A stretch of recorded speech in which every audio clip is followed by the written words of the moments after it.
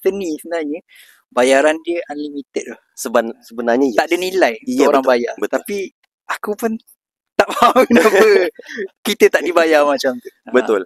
Lepas tu ada satu lagi yang aku macam ni kan. Kita kalau main muzik di Malaysia ni, kita takkan dapat ni sangatlah yang besar sangat kita punya bayaran. Bayaran. Kenapa kau main kat Malaysia? TikTok ada. Luar negara boleh pergi. Kita boleh pergi global. YouTube ada. Semua boleh pergi global. Kenapa kau nak target audience Malaysia sebenarnya? Dia tak ada demografi restraint dah. Dia tak ada dah.